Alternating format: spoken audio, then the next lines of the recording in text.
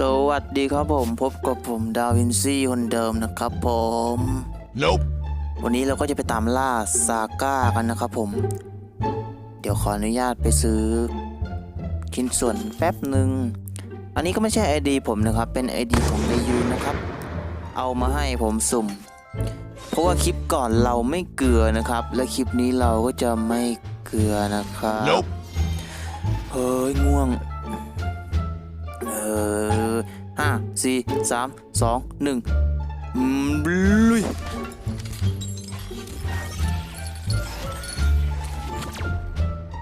พาม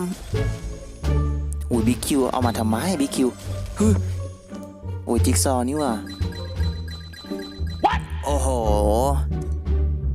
เฮ้ยเรายังเค็มไม่มากจัดไปอีกทีนึงขอเค็มเลยได้ไหมทำไมชิ้นส่วนมันถึงมาอยู่ชิ้นที่3ตลอดโอ้โหรถโอ้ยเริ่มเค็ม2 ปุกแล้วเริ่มเค็มเริ่มรู้สึกเค็มปั๊มโอ้ยลอยดิบเปียบเลยแตกเถอะNo Get low in the มาแล้ว surprise motherfucker โอ้ยผมโดนหลอกอีกแล้วคุณหลอกผมคุณเจมส์คุณทำกันได้ลงคอไม่เป็นไรครับ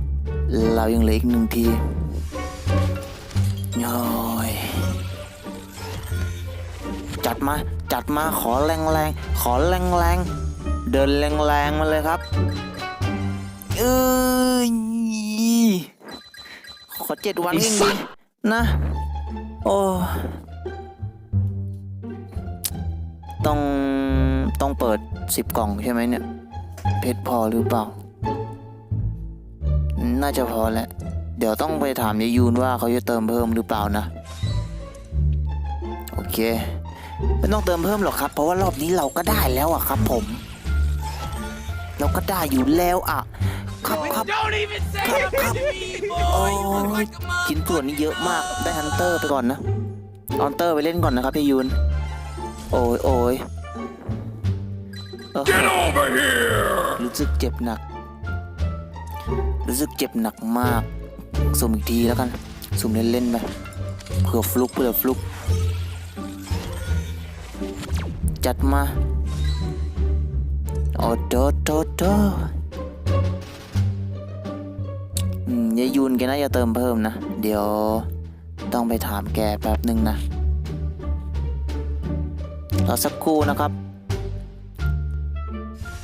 โอเคตอนนี้ก็ซื้อมาอีก45 กล่องเรียบร้อยแล้วเดี๋ยวเราไปลุยกันต่อยาวๆเลยครับเฮ้ยฮัลโหลสวัสดีลักเลยโตละตะไรตะโมตะโคเปิดเล่น1 กล่องก่อนระหว่างรอสวดมนต์เลตโตซัมลาซิลูมอจอกลามากริวซิลูโตเมจิมโมติลูมันแล้วอึบโอ้เย็ดเคมาแล้วครับ1 คันโอ้โหไอ้เหี้ยเย็ดเคมาอีกแล้วครับโอ้โหโคตรโหดหยอกตัดต่อหยอกเมื่อกี้แย่เล่นให้ตกใจได้จริงขึ้นมานะฮาเลยก็เกลือครับขอเถอะนะหมดกำลังใจในการสุ่มแล้วครับตอนนี้อะไรนักหนา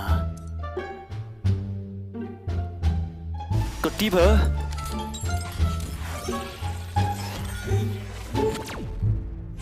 โอ้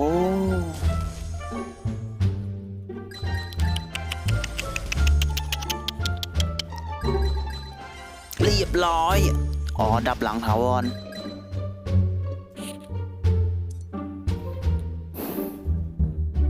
ตกกระจายหมดเหลืออีก2ที่สุดท้ายแล้วนะครับ5 4 3 2 1พามอะไรวะโอ้ยซื้อเพิ่มอันหนึ่งใช่ปะขาดอันหนึ่งเห็นโนเบิลแล้วช้ำใจโอ้โหยหมดแล้วมันจบแล้วนะโอ้โห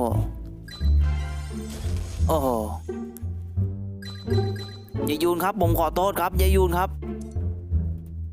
คลิปนี้ก็พอแต่แค่นี้นะครับแล้วเจอกันคลิปหน้านะครับผมบ๊ายบายโคตรเซ็ง